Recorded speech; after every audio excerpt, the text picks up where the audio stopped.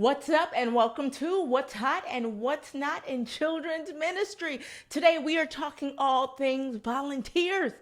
Are there volunteers that should be fired?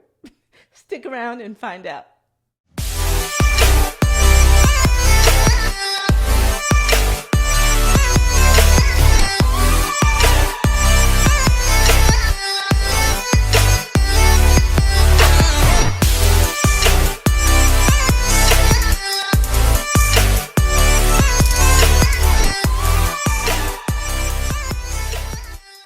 In children's ministry, we love volunteers, right?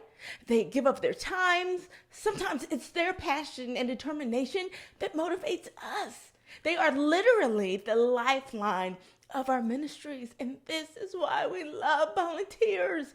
Well, maybe not all volunteers. What about those volunteers that should be fired? And I don't care if you are not getting paid, get out of here. Who are those volunteers? Well, I'm glad you asked. Here are 5 types of volunteers that should be fired from your children's ministry ASAP. Number 1, volunteers who signed up and want to be there, but at the end of the day, they're hurting more than they're helping. You know who these people are. These are the ones who do absolutely whatever they want to do. No matter how much you try to guide them or train them, they just don't listen. They're stubborn. It's not a we're all in this together. It's more like a it's my way or the highway and I know you need me. These are your drama-filled, always got an issue with the way you do it volunteers. Get rid of them. Besides, you're better off. Trust me. Remember, not everyone who signs up for your ministry is called to serve children, which leads me to number 2. Number 2, remember when I said not everyone is called to serve children? Well, in addition to that, not everyone should serve children.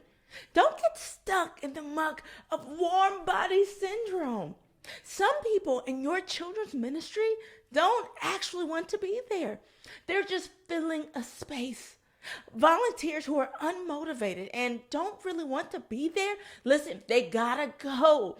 When parents walk past and see unengaged leaders with their kids, they can tell. And let me tell you something, it doesn't look good.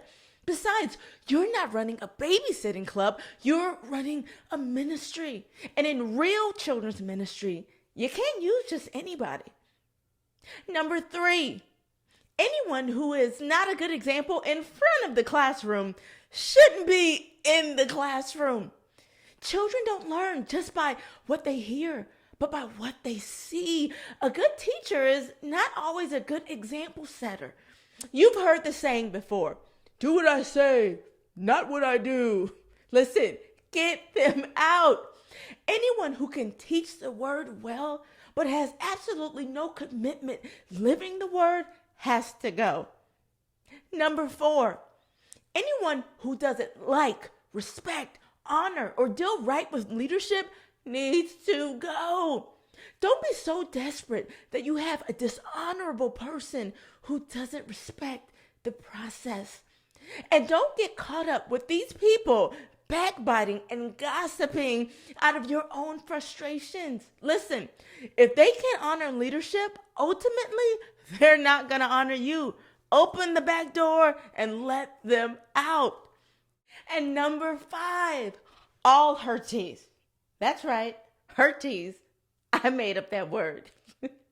Listen, you guys, when it comes to children's ministry, we have constantly got to assess and evaluate our teams.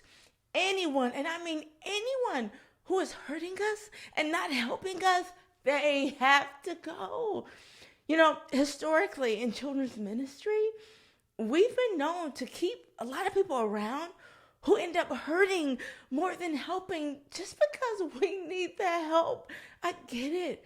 But don't allow yourself to get so desperate that you start taking just anybody. That is not what children's ministry is about. Listen, if you feel like your ministry isn't attracting the right type of people, then it's time that you get better at dealing with people. It's a skill set, okay?